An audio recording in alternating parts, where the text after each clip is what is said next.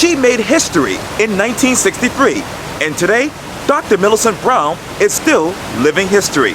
In this edition of Quintin's Close-Ups, I speak exclusively with her one-on-one. Dr. Brown, it is so good to see you. Thank you. It is always good seeing you. Well, let me take you to April 7th. Dr. Millicent Brown, and this is a report here, accepts the 4th Chester Seat Travel Stead Award for Courage in Education, April 7, 2017. What is your definition of courage these days? Oh gosh, it's the same as courage has always been.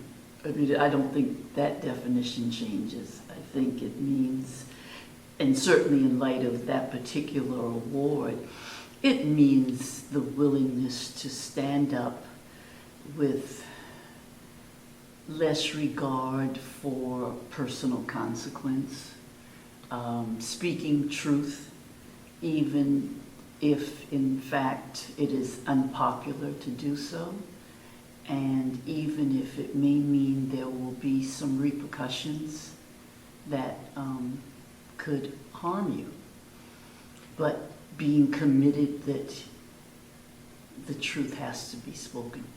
Millicent Brown.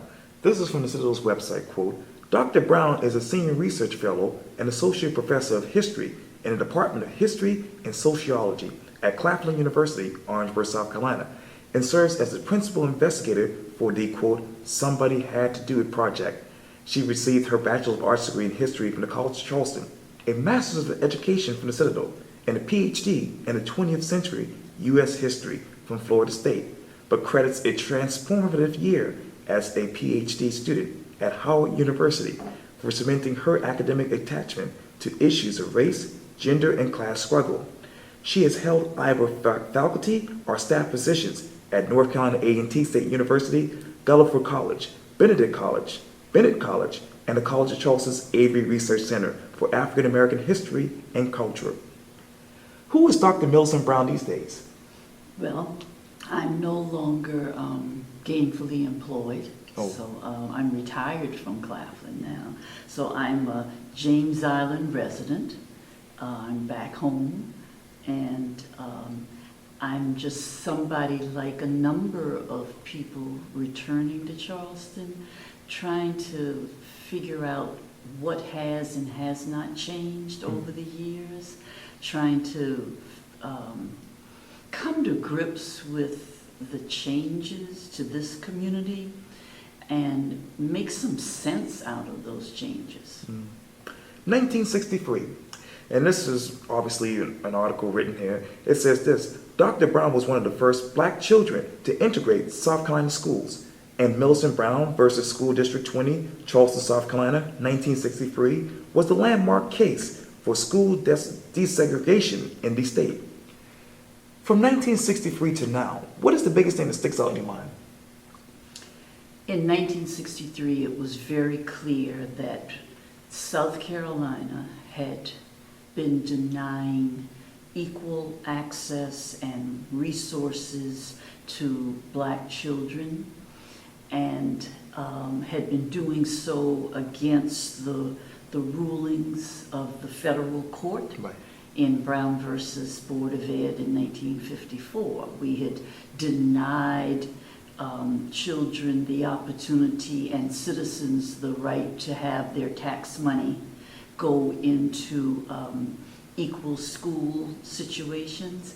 And so 1963 was about making South Carolina follow the federal law, which it had just refused to do. And it was very clear that this was about being anti-integration. It was very race-based.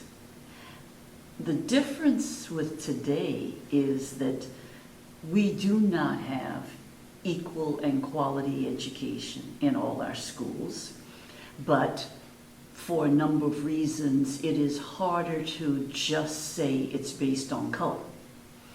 More and more and more, we see that it becomes, in addition to race, a matter of class and class discrimination. And so in all those years, The challenge is to say to not just Charleston, but certainly other school systems around the state, how come you can't seem to get this right? You know, why is it so difficult to have public schools that offer equitable resources and opportunities to all children? Recognizing, of course, that not all children start at the same place. The needs are not the same. There has to be some particular attention paid to some populations versus others. Sometimes that has to do with the home situation. That might have to do with whether it's a rural or an urban setting. And so transportation is an issue. It could be because of some physical or learning disability. You know, there are lots of differences. Race is just one of them. But certainly we understand now that class is a big determinant of whether children actually have access to the best that they possibly can. What other questions do you have right now in your mind? I don't understand why from 1963 until now, we haven't been able to do two things. First, get a responsible school board and school administration that thinks that this is a priority, that all children need to be granted the very best of opportunities, and that we cannot make excuses and we cannot justify resources being poured into some campuses and some schools and not into others. I do not understand why public monies can continue to be spent in such a disparate and unequal way. Now that's one question. My other yearning question is, what will it take for all citizens, especially parents, to understand that you get the quality of education that you demand? And so allowing schools to educate your children in any kind of way, and you're not concerned about it, and you don't understand the need for involvement, is very troubling. I know that parents love their children, and I've refused to fall into that blame the parent syndrome. But on the other hand, I know that as a group of people, I think African Americans, especially in Charleston, have for so long allowed important decisions about education, about labor, about wages, about neighborhoods, right. You know, all the big issues that face any community. We've allowed too many of these parameters to be drawn without our input and without our outrage. You know, we are not unlike cities all over the country that the administrations will answer to those who demand. And so coming especially back to Charleston after being gone for so many years, I am troubled by the lack of resistance, the lack of questioning, and how it is that with so many years going by, we're still having trouble understanding that we individually, house to house, neighborhood to neighborhood, church to church, community to community, we have to be involved. The quality of our lives is not ever going to improve if we just assume that somebody else is going to force it to improve. Let me take you to some place that you know and I know very well because I graduated from there, class of 2004, but it's Burke High School. When you think of the future of Burke High School, where's your mind with that? I have nothing but optimism about the capacity to build Burke. There are some exciting, really solid academic programs that have been suggested and are in the process of being put in place. And there are a variety of programs that could really meet almost any child's need as well as capacity, ability. The structure is there. The will of the school district to make sure that it happens is questionable at this time, because resources do have to be dedicated to make those things be successful. And we can't make excuses, and we can't play around with quick fixes.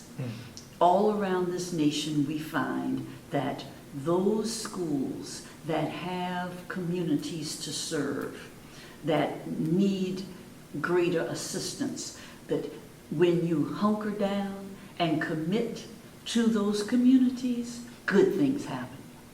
But when we keep running away, creating alternatives so that those who are able to leave can leave, and those who can afford other options can choose them, so you're leaving other people in the dust, that means you weren't committed to the community and to everybody in the community and the varying needs.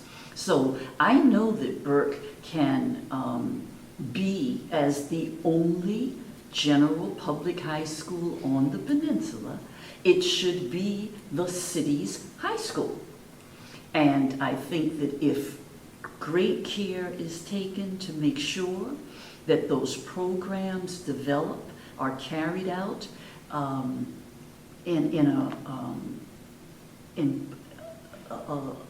a way that assures that we're not dodging, that we're not trying to make excuses, that we want quality teachers, and we have to define quality.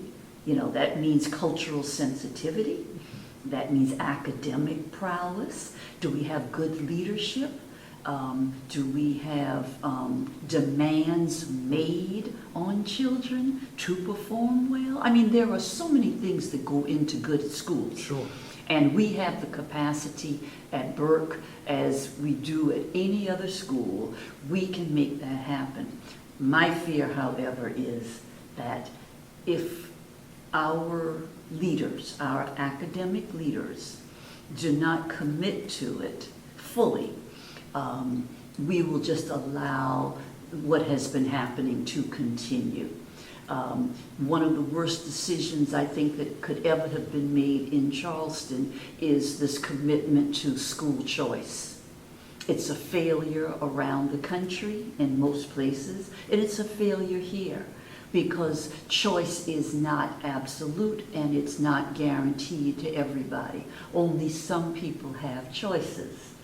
And so you therefore set up again this unfortunate situation where those who can perhaps afford to send their children elsewhere or to make available resources to them, they get the best. And if someone is not capable of doing that, then their child perhaps will not. It is not about what to do. Good educational models have been in place, whether all the children are on free and reduced lunch, whether they are all black or brown, there are many models for how to work for communities that are sorely in need of support. The question is, do we have the will to address those needs? June 17, 2015. You said the following about that quote: "Forgiveness is a personal thing, but as a community, we're not forgiving of racism. Uh, we're not forgiving of the injustice that have been perpetrated against us." Perpetrated, excuse me. So as we approach the 22nd anniversary of this tragedy, what do you forgive? Nothing. I don't think that the educational community of South Carolina has stood up and said, we failed Dylan Roof, and people that were educated in South Carolina schools who become victim to some of the venomous thoughts and hatred that he exemplified when he committed his dastardly deeds. But I'm not going to worry about the one Dylan Roof. I'm worried about how did that boy get educated for that many years in South Carolina schools and not have a better appreciation for the contributions and the lives and the legacies of people of color. We may not have been able to stop him because I think in many ways he, has mental issues, if you will, but we must still ask ourselves, did we do all that we could to introduce all children to the truth about U.S. history, world history, South Carolina history? And until we can answer those questions, we can't get off the hook, I don't forgive city leadership with whatever intent they may have to try to bring peace to the city. The truth is, the problems of racism are not going to ever be solved just with people holding hands and saying that we are one. You're talking about a city that is one of the most gentrified in the Southeast. We have no union protection in South Carolina. We have lowest wages with no protection for workers. We have a disproportionate number of people who are of color, who are in low-wage jobs, and that influences what kind of lives they live and what kind of lives their children will live. What kind of homes and neighborhoods they will live in. We can't forgive communities that continue to discriminate, banks that still don't loan money fairly. We've got to accept the fact that getting along, even if we smile in each other's faces and go to each other's homes and have social relationships, which I think is certainly all wonderful and good. Okay. I'm not against it. Okay. People should get along with each other. Yes. That's just common sense. But getting along does not erase the injustices of poor education, a criminal justice system that is very much in question, police practices that are discriminatory, mayors that don't want to hire qualified agencies to investigate police practices, administrations that don't listen to those voices of people, many of whom are in communities of faith, that are saying, please listen to us. We are challenging you to do better. So I don't have a lot of forgiveness because I see too many people making excuses for these historic injustices, and we are not actually making plans on how to eradicate them. Somebody had to do it. Reverend Nelson Rivers Jr. said this quote, and he said this: yes, somebody had to do it, but it had to be the right somebody. Millicent was the right somebody. She's the first to say she wasn't the only one. And she came out of that experience and still involved, still engaged, adding voice and light to ongoing work for social justice. She has the stripes of the struggle. She speaks out of experience. a living history lesson that can set the record straight. Who is that somebody who needs to do the next issue and take on the next project for the future? I think obviously it has to be younger people than myself. Right. I caution people to stop leaning on the same shoulders. You know, there are people like myself who have been in this struggle from birth. Right. You know, and now as I get to be up in age, I recognize that it is not fair to try to hold on to leadership capacities, because where I stand, I'm blocking the next young person like you, Quintin, and like so many other wonderful young people who are coming along who have to make their assessments of how do we get this society to pay attention to the problems. The problems are old, but new strategies are always needed, new analyses are always needed, and new approaches. So the next somebodies are going to be people who care, and they're going to look all kind of different ways. They're going to be people who study the past, because they can't just jump up thinking that this is something new. They have to learn their history and learn from their history. And then they're going to have to admit that it takes guts. It takes being willing to be unpopular. And so it's going to take that group of people that is saying, I know I may be challenged and I may not be liked, but I live on principle, and principle that is respective and respecting of what being a human being is all about.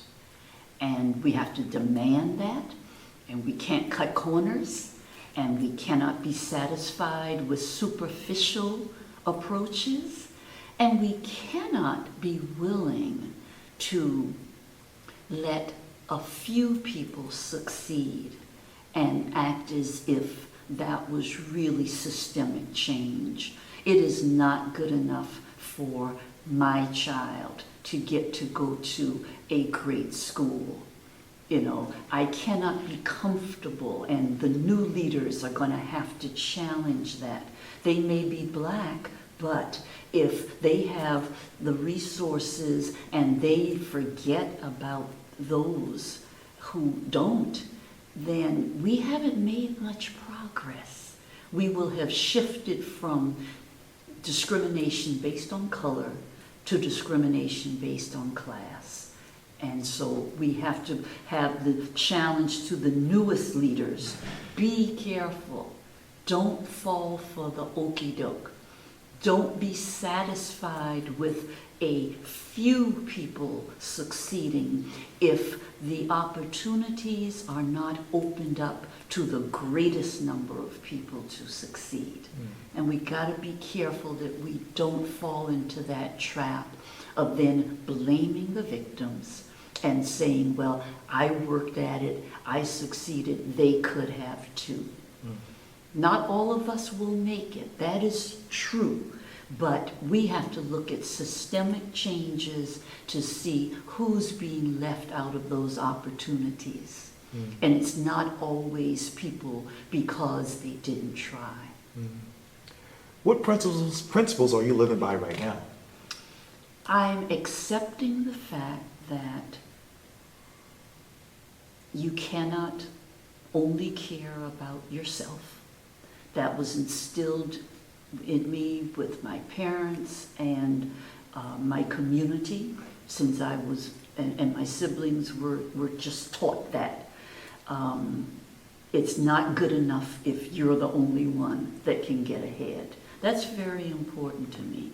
Another one is that it is not up to only one or two people to have the right answers. You have to stay open, especially to new and innovative ways to solve problems. And so I don't ever want to be the last person in the room supposedly being seen as the leader. I'm ready to step aside and get some other thoughts in the room. And so I have a principle that says, I've contributed. I will try in some small way to be consistent throughout my life, but I also know that it's also time to put it in the hands of the next generations. They cannot think that while I respect being considered an elder, and I am, we cannot make people think that the elders have all the answers, because sometimes the elders ain't woke. Dr. Millicent Brown, thank you so much for your time. I really appreciate this. Thank you for having me. Anytime.